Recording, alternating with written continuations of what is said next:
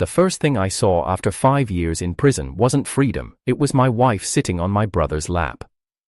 Not a dream, not a hallucination, real. Her hand on his shoulder, her laughter bouncing off the walls of what used to be my living room. I stood there with my release papers still folded in my pocket, the state-issued duffel bag hanging off one shoulder, and my parole officer's warning echoing in my head. Avoid emotional triggers, David, you're not the same man you were going in. No, I wasn't, but apparently, neither was she. They didn't even hear the door open. Too comfortable. Too close. I didn't move. I didn't breathe. I wanted to memorize the moment completely before everything exploded. Mary, my wife, the woman who swore she'd wait, who visited the first 6 months and wrote until year 2, was sitting in my seat. George, my younger brother, the kid I used to protect in high school fights, was rubbing circles on her back like he earned the right. Then she saw me. Her body jerked like someone pulled a fire alarm in her chest. "David?" she whispered, eyes wide, mouth open, knees pulling away from George like she just remembered he wasn't supposed to be there. George stood up, slowly, like someone caught trespassing on sacred ground. "Man, you're early," he said, as if the problem was timing. I dropped the bag on the floor, the thud shaking the silence that followed. "So this is it? This is where the letters stopped?" Mary stepped forward, robe pulled tighter around her waist. Her voice cracked. "It's not what it looks like." I raised an eyebrow. "Really, because from here it looks like my brother's living in my house with my wife and my whiskey on the table." She flinched. George opened his mouth, then closed it. "I was gone, not dead," I continued, stepping closer, slow and even, like I was walking back into a nightmare. 5 years I counted ceiling tiles and memorized her handwriting. 5 years I fought off the worst of men just to hold on to the image of this house. 5 years, and you couldn't wait a little longer before handing over my life to him? "I thought you weren't coming back," she said, eyes glossy now, voice almost inaudible. "You didn't even ask." George cleared his throat. "We didn't plan it, it just happened." "You don't trip and fall into your brother's marriage," I snapped, the edge finally cutting through. "You both made choices, just own it." Mary began to cry, quietly, hands shaking. I didn't move to comfort her, not this time, not anymore. Because the truth was, I hadn't come back just to be reunited with my past. I came back for revenge. I came back to reclaim what I built, what they buried, and if that meant burning this house down with every lie still living in it, then so be it. This wasn't my home anymore, but I wasn't leaving empty-handed. My name is David Langston, and I served 5 years in Iron Ridge Penitentiary for a crime I didn't commit, at least, not entirely. They said I was guilty of corporate fraud, that I'd funneled money through dummy accounts and manipulated figures to hide a collapse in the company's finances. What they didn't say, what they refused to hear, was that I was set up. But that never mattered in court. All that mattered were the headlines, the balance sheets, and the signatures. And one of those signatures was mine, forged or not. Before Iron Ridge, I had a life that made me feel like I'd finally done something right. I had a wife, Mary, who stood by me through every bad pitch, every startup failure, every sleepless night spent rewriting proposals that never got funding. She married me when I had nothing, and when Vanta Digital finally took off, I made her co-owner, not just legally, but in spirit. Every success was ours. Every dollar I made went into building something that belonged to both of us.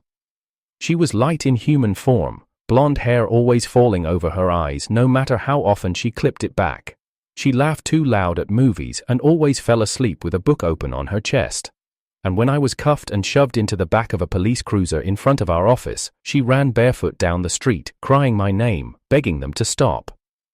I remember watching her fade in the side mirror, like something being erased. Mary wrote every day for the first 6 months. She'd send long letters describing the sunsets from our porch, the smell of the garden after rain, how our dog still waited at the door around the time I used to come home. She told me she was fighting the media, that she believed in me, and I believed in her. But over time, the letters grew shorter, fewer words, less warmth. I blamed it on exhaustion. I told myself she was busy defending the company, shielding you, our name, keeping our life alive. I didn't want to believe the truth. By the end of the 2nd year, the letters stopped, the visitation request ceased, and I started dreaming of her less. My brother, George, was the opposite of me. Where I built things with caution, he lived by instinct. He was charming, reckless, and always one wrong move away from disaster. As kids, I fought his battles for him, I took his punishments. As adults, I gave him a job at Vanta when he couldn't keep one elsewhere. He handled minor accounts and shadowed meetings, always promising to do better next quarter. I never asked for thanks. He was family. What I didn't know, what I refused to see, was that while I was fighting to prove my innocence behind bars, George was getting closer to Mary, slowly at first, offering comfort, helping her sort through paperwork, spending nights at the house when she said she felt unsafe alone. All the while, I sat in a cold cell replaying our memories like reruns of a show that was already cancelled. When I was released, I expected scars. I expected awkward silences, maybe a tearful reunion, or at least an apology.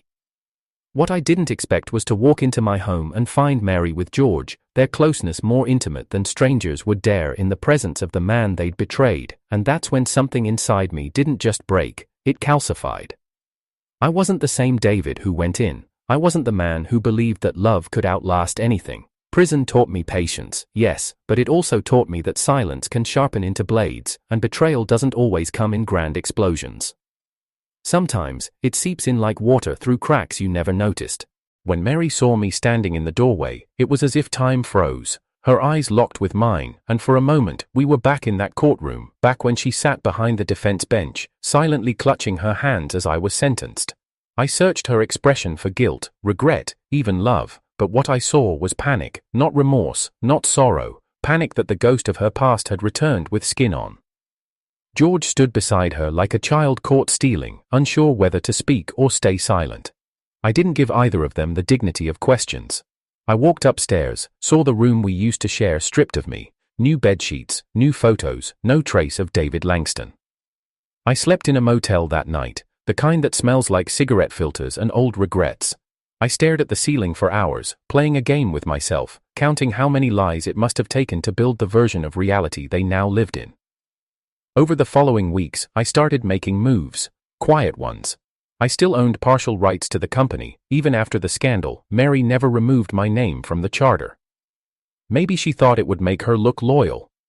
Maybe she just forgot. Either way, it was the first lever I pulled. Sarah came into my life not with romance, but purpose. She was the first hire I made when I started rebuilding Vanta. Sharp-eyed, no bullshit, loyal without being naive. She didn't ask about prison, she only asked what kind of empire we were building. And I respected that. She didn't carry the weight of my past, and that made her honest. I never had to explain my scars, she just worked around them. In time, we rebuilt the brand. New name, new contracts, quiet vengeance. And all the while, Mary kept popping up like a memory refusing to stay buried. First, through emails asking for clarity on our assets, then, unannounced visits at the office. Once, she left a box of my old photos at reception, like I was supposed to open them and feel something. I didn't. George tried once too. Caught me outside my building, leaned against his overpriced car like we were still kids skipping school. Said he was sorry. Said he didn't plan it. I told him the same thing I told the warden on my last day. I don't need closure, I just need out. But deep down, I knew I was lying. Because every time I signed a new contract, every time Vanta made the news, I checked to see if her name was watching.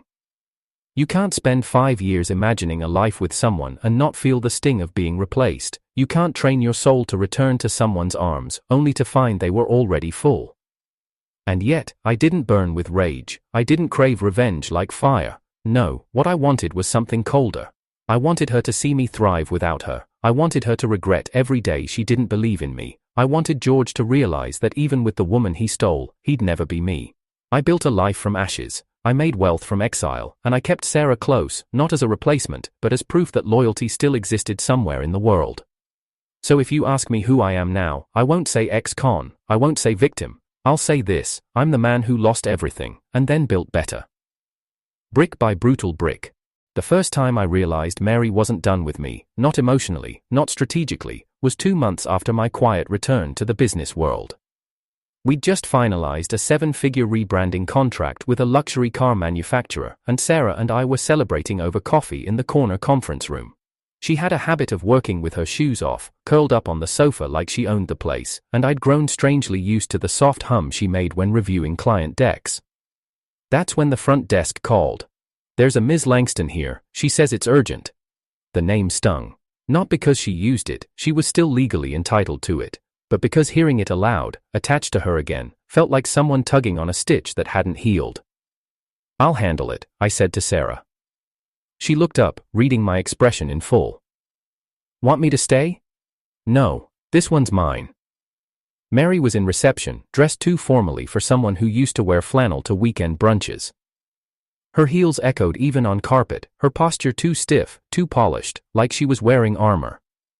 "You have 5 minutes," I said, walking her toward the private elevator. "After that, I'm billing you for the interruption." "Still dramatic," she muttered. "No," I replied calmly. "Just busy." We reached the rooftop lounge, empty on Tuesdays. The wind tugged at her hair, and for a moment, I remembered braiding it when we were broke and bored in our first apartment. But that memory faded as fast as it came. "I need you to reconsider your shares in Vanta," she said. I almost laughed. "You need me to hand over the one thing that kept me alive while you were building a new life with George?" Her jaw clenched. "That wasn't fair."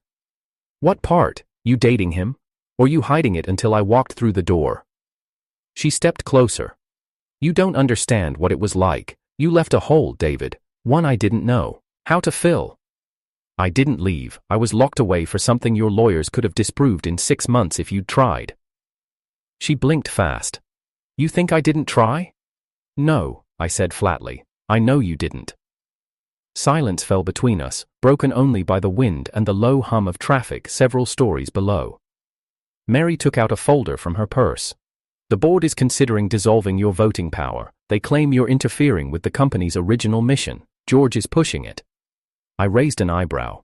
"And you came here to warn me out of guilt?" She hesitated. "I came here because I don't want this to get ugly." "It got ugly the second he moved into our bed." Her hand trembled slightly. "I made mistakes, I admit that, but don't let pride cost you everything you've rebuilt." "Pride is all I had when I slept on concrete and used a rolled-up shirt for a pillow," I said. "You'll have to come up with a better threat." Mary left with nothing more than a quiet, "I'm sorry," but the warning in her visit stuck.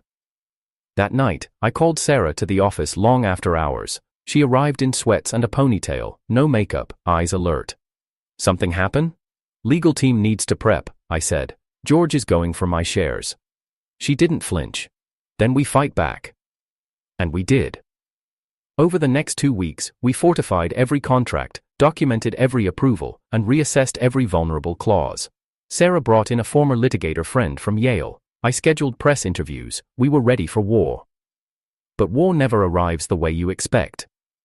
It came on a Thursday, in the form of a leaked internal email chain from 2 years ago, allegedly written by me, discussing insider trading strategies with a former Vanta partner.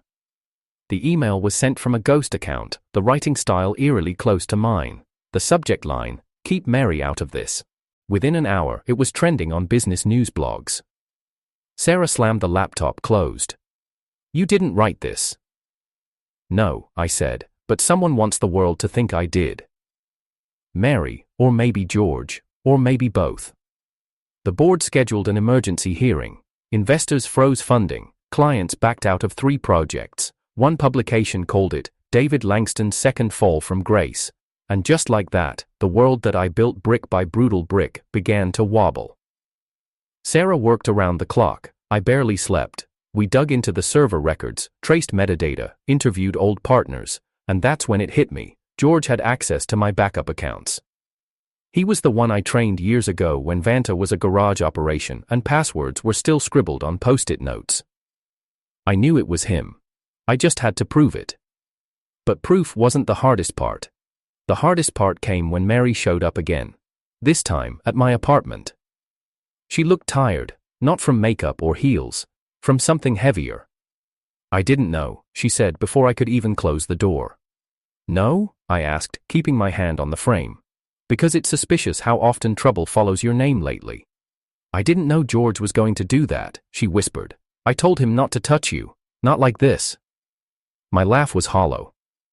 What exactly did you think he'd do? Send me flowers? Tears welled in her eyes. I told him you still had value, that hurting you would only make him look weak. I stepped back. So now I'm your stock option? I didn't come here to fight, she said. I came to say that I'm done with him. I froze. What? I moved out. I told him I was wrong, that I never loved him the way I thought I did.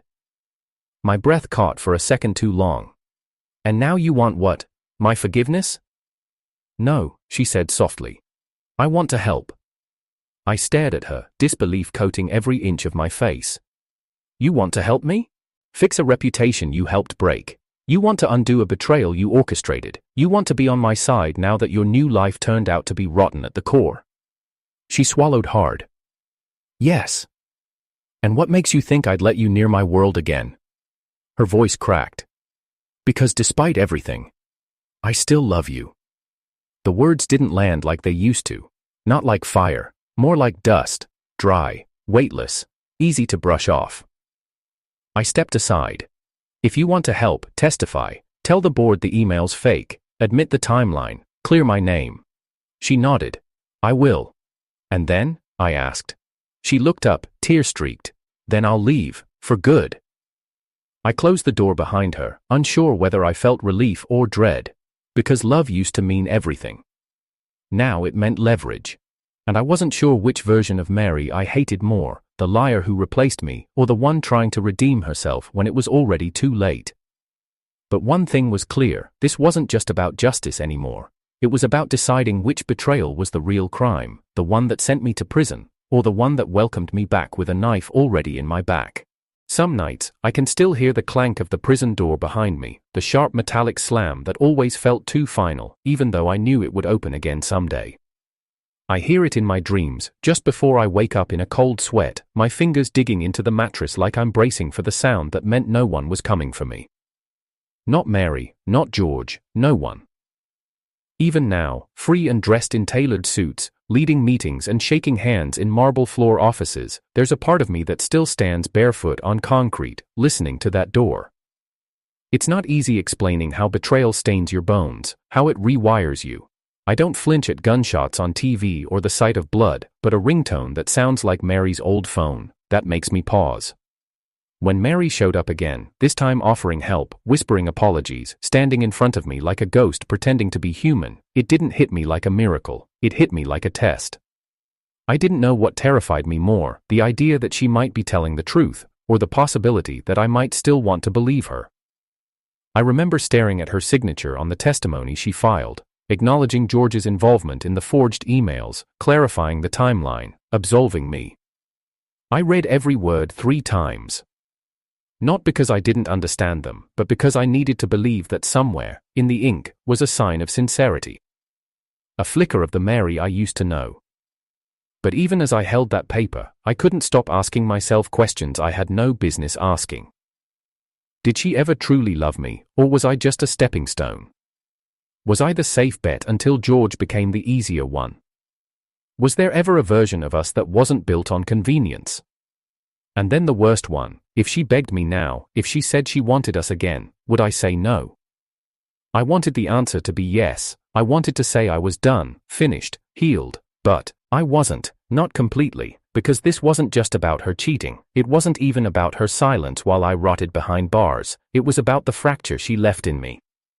The way she walked away taught me that love is disposable, that loyalty has an expiration date, that I was only worth something when I was useful. Those beliefs became armor, and that armor made me unstoppable in business, but unrecognizable to myself. Sarah noticed it before I did.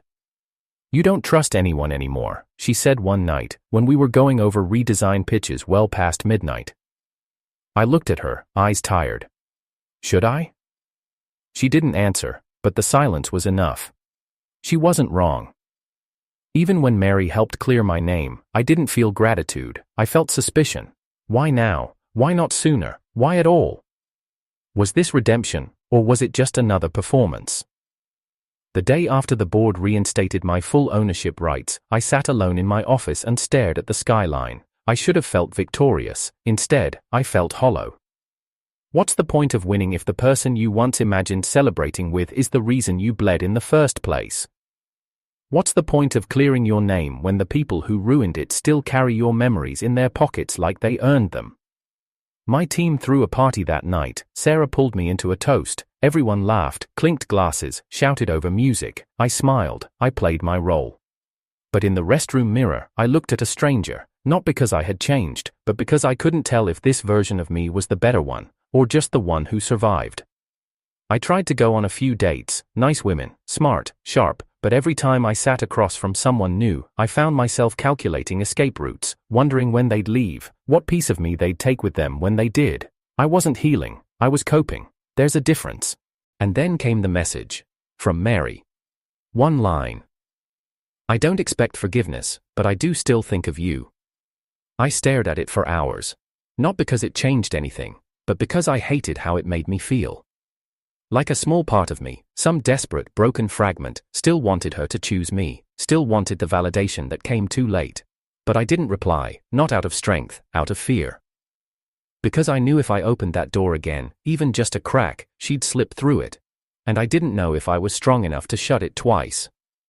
1 week later, I saw George at a gala. He looked thinner, hollow in the cheeks, alone. He avoided me until the end of the night, then cornered me outside while I waited for my car. You win, he said quietly. You always win. I stared at him. Is that what this was to you? A game? He didn't answer, just gave a tired smile. She talks about you all the time. Still, even now. I looked at him for a long moment. That must be hard. His shoulders slumped. You're not the only one who lost her, David. She was never mine either. It should have made me feel better. It didn't. Because even in loss, Mary still had control. Even in silence, she was the loudest presence in my life. Sarah found me outside that night, sitting on the curb like some forgotten millionaire. She didn't ask questions, just sat beside me, her shoulder touching mine. You don't have to pretend around me, she said. I didn't. I just whispered, I hate that I miss her. Sarah nodded. It means you were real, that's not weakness.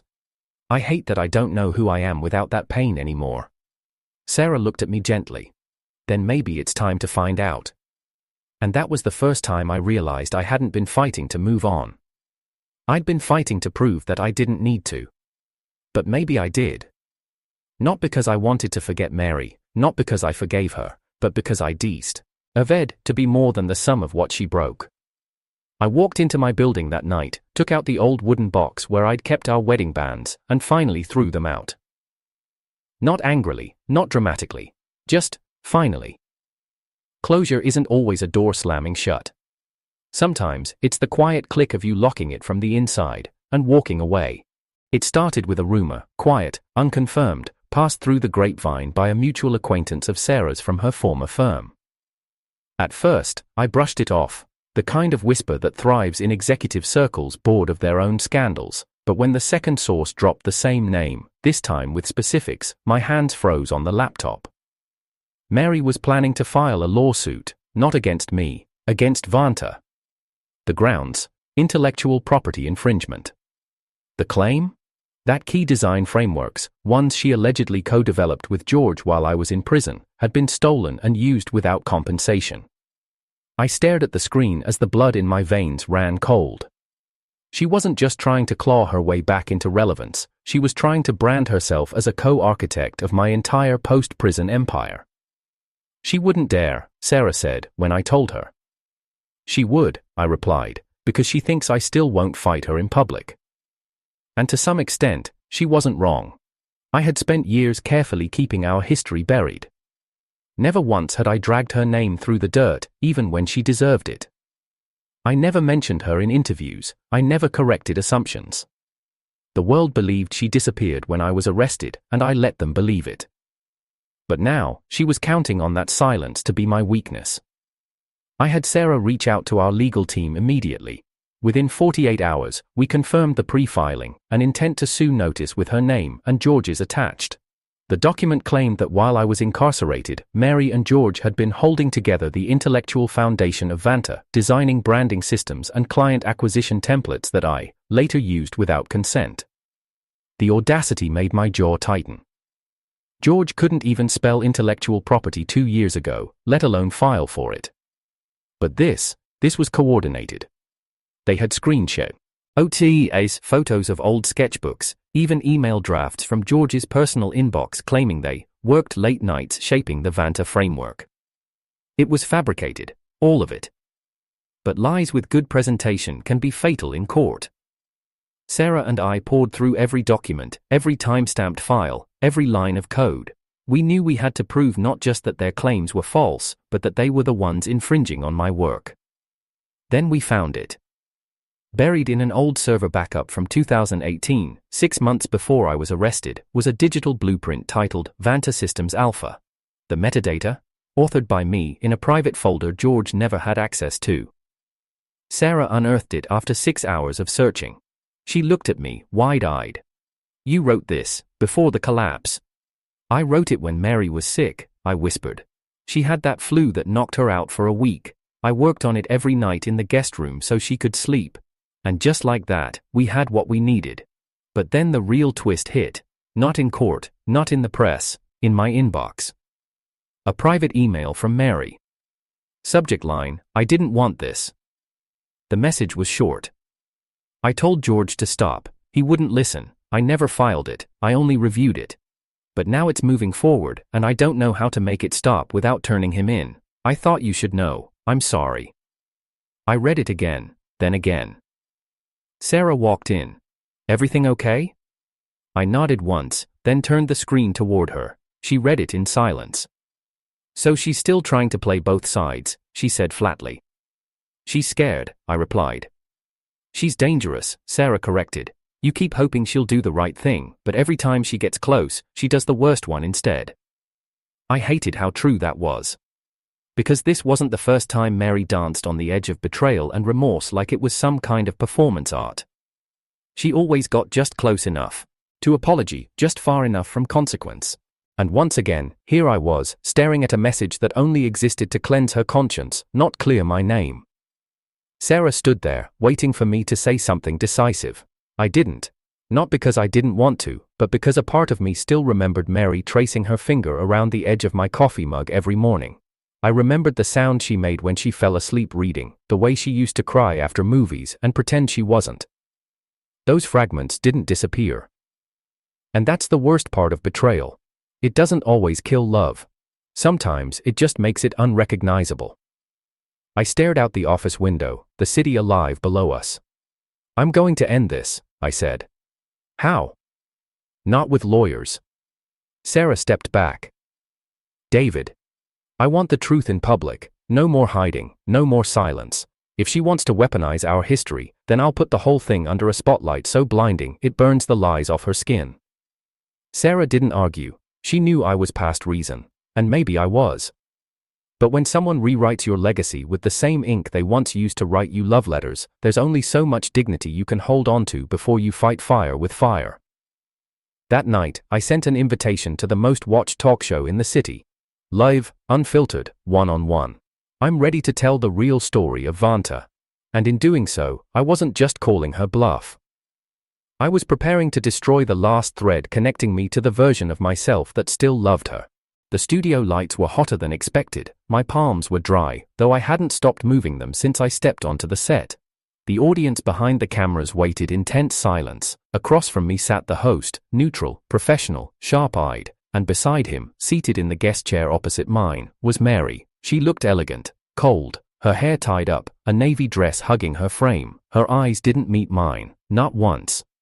I requested her presence, not because I needed her to confess, but because I needed her silence to be witnessed. I wanted the world to hear the truth, even if she never said a word. The host began softly. "David Langston, founder of Vanta Digital, recently reinstated CEO, thank you for being here." I nodded once. "Thank you." "And Mary Langston, former executive partner at Vanta. Also, your ex-wife?" Her voice was calm. "We were never legally divorced." That earned a low murmur from the crowd. The host continued, Today, you've both agreed to discuss the recent controversies surrounding the Vanta intellectual property dispute, as well as the rumors of personal betrayal. I want to start with you, David. I leaned forward. Go ahead. Why now? Why come forward publicly? I looked at the camera. Because silence has an expiration date, and mine just ran out. I turned to Mary, my voice level. I let you disappear quietly. I didn't contest the narrative. I let the world assume you grieved while I was gone. I even let people believe we ended on amicable terms, but I'm done pretending. The host blinked. So you're saying? I'm saying I came home from prison to find my wife with my brother, in my house, on my couch. Gasps, murmurs. Mary didn't move. And now, months later, after I rebuilt my company from the ground up, she and George filed an intellectual property suit, claiming they created the system I designed before I ever went inside. The host, too, went to Mary. Would you like to respond? She stared forward. I didn't file it. George did. You let it happen, I said. You signed off. You stood by him, again, like you did when I needed you. Her lip twitched, but she said nothing. The host hesitated. There have been allegations that these systems, Vanta's branding engine, its client filters, were co-authored while you were away. They weren't, I replied. And we have time-stamped backups to prove it, but that's not the point. The point is, the moment I became less convenient, Mary replaced me, first in her life, then in business, and now, she wants to rewrite the origin story of everything I survived. Mary finally looked at me. You think this was easy for me? No, I snapped. I think it was easy the moment you realized George didn't ask you to wait. Her breath caught, the cameras zoomed. I was alone, she whispered. You left me alone. I was locked in a cage. I was drowning. I was bleeding. Her voice cracked, raw and bitter. You don't know what it was like hearing your name on every channel, painted as a thief. I thought you were guilty. I thought you lied to me. Then why didn't you ask? I leaned in. Why didn't you come visit, or write back? Why not just ask me once if I did it? She shook her head. I was afraid of the answer. That's the difference between us, I said. I faced the truth. You ran from it. The host cleared his throat.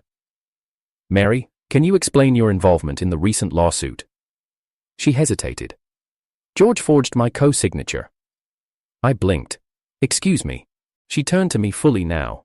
I didn't sign those papers. He faked it. He used a digital template from our merger filings. I found out a week ago. You're saying this live? I asked slowly. I'm saying it because I'm tired too, she whispered. Because if I don't say it now, I'll carry it forever. The host looked stunned. So you're formally withdrawing your support of the lawsuit? Mary nodded. Yes. I should have felt relief, but instead, something inside me burned hotter. You don't get to absolve yourself with one sentence, I said, voice low. You watched me drown for 5 years, then you let your new lover throw me back in after I clawed my way out. I never stopped loving you, she said, voice trembling. The words felt like a knife dragged slowly down my chest. Then why didn't you fight for me? She had no answer. And that's when the second camera feed activated. Behind the scenes, Sarah had been working, and what she found changed everything.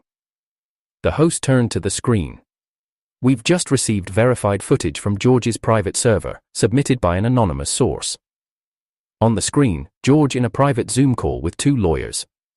No, she won't know. She'll just see her name on the filings and assume I backed out like always. She's too sentimental to check. And if David sues? One lawyer asked. George laughed. Then we'll play victim. Mary will beg for peace, and he'll fold. He always folds around her. Gasps erupted. The screen went black. Mary's face drained of color. I leaned back in my chair. Do you believe me now? She didn't answer. The host whispered, Mary, do you still deny your involvement? She shook her head. No, I didn't know, but I let him use my silence. I enabled it. She looked at me, tears falling now. I failed you. And for the first time in 5 years, the words felt real. Not rehearsed, not weaponized. Real, but I didn't fall. Lynch. I didn't forgive. I looked at the host. I came here for one reason, to clear my name. That's done. The rest of this? I stood. It's not for TV. David, Mary started. I held up a hand. Don't chase me with apologies when you let someone else steal my future. And with that, I walked off set. The audience silent, the lights unbearably bright. Outside, Sarah was waiting in the car, engine running. You did it, she said. I nodded, climbing in. No, we did. As we pulled away from the studio, I didn't look back, because there was nothing behind me worth turning around for anymore. That night, the internet exploded. George was disgraced, legally disarmed, and soon to be indicted for forgery and fraud. Vanta's reputation soared. Our inbox overflowed with partnership offers. But none of that mattered more than the silence inside me. For the first time in years, it wasn't screaming, it was still. I was free, truly. And the man who returned from prison wasn't the man who went in. That man waited. This one wins. 3 weeks after the broadcast, George was arrested, not in some dramatic screaming match with the cops, but quietly, escorted out of a luxury co-working space in silver cuffs, his designer blazer still on, his sunglasses still perched on his head. The video went viral. From CEO to convict, the headlines screamed. I didn't watch them more than once. I didn't need to. His fall wasn't my victory, it was just gravity doing its job. Mary disappeared from public view. No more press releases, no more statements. Her social accounts went dark. Vanta's inbox, however, flooded with sympathy for me and thinly veiled curiosity about her. Everyone wanted to know what would happen next. Would I forgive her? Would I let her crawl back in? Would I drag her down like George? None of them understood. That was never the revenge I wanted. My revenge was silence. My revenge was indifference. It was walking past the wreckage of what they thought they'd built without even glancing. But there was still one final decision left to make. It arrived in a slim white envelope, hand-delivered. I opened it on the rooftop of the office building, coffee in hand, sunrise warming the steel beneath my feet. It was from Mary.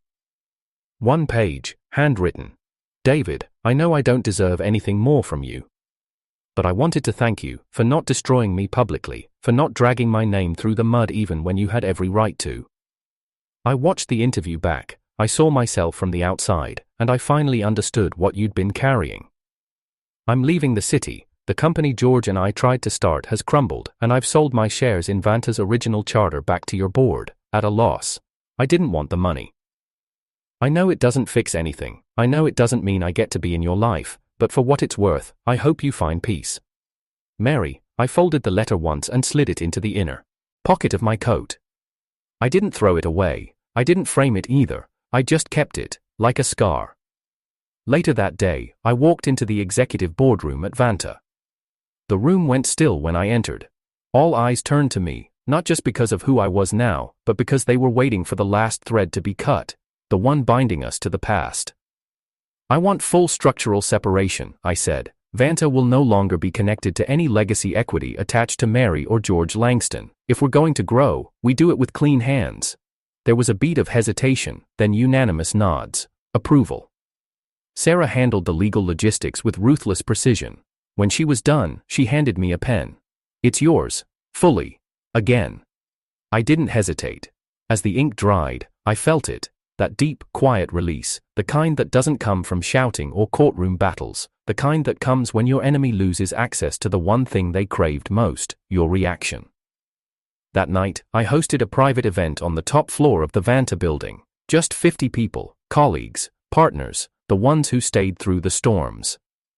I wore black, always black now, not because it was dramatic, but because it reminded me that I buried an old life and kept walking. Sarah showed up late, on purpose. She liked entrances, and I didn't mind. You didn't drink, she said, eyeing my untouched glass. Waiting for the right moment, I replied. She laughed. This is the right moment. I raised it. To rebirth. She touched her glass to mine. To survival. We didn't say anything more for a while, just watched the lights below, the noise of the city swirling beneath us like we were watching from another universe. She leaned in, voice low. You know you've become a symbol, right? For what? Endurance, reinvention. Everyone's talking about you, not just in business, everywhere.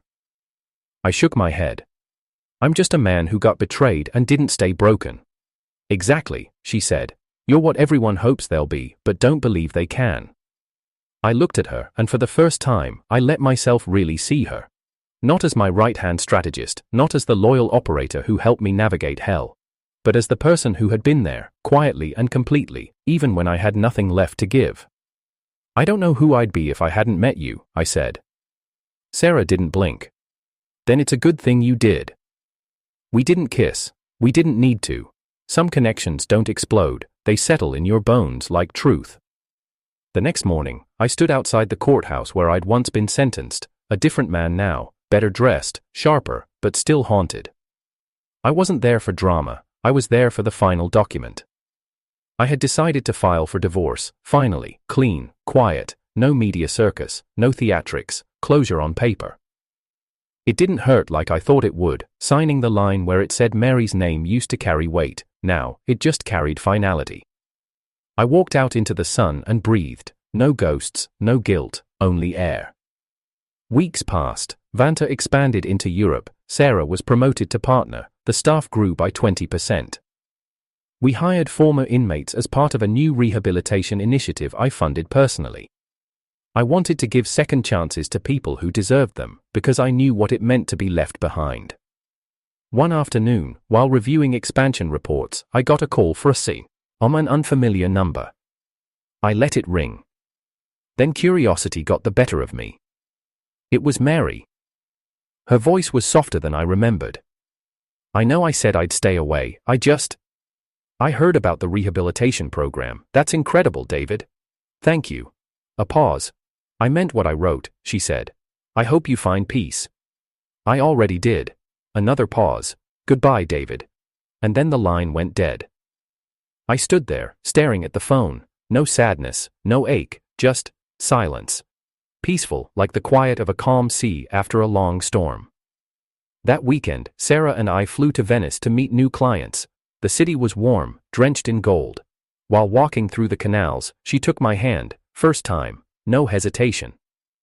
You okay? She asked. Better than okay, she smiled. You look like a man who's finally ready to live. I thought about it. The prison, the betrayal, the company, the revenge, the closure. And I realized something. For 5 years, I survived for the sake of proving I was innocent. For 2 more, I thrived to prove I was worth something without them. And now I was done proving anything. Now, I was just living. Yeah, I said. I think I am. As we walked past a bridge, a street artist called out, offering to sketch us. Couple's portrait, he said in broken English. Sarah raised an eyebrow. Should we? I hesitated, then nodded. He handed us a blank canvas, fresh, white, waiting. And as we sat side by side, I smiled at the clean page in front of me. Not because it erased the past, but because it no longer needed to be written in its shadow.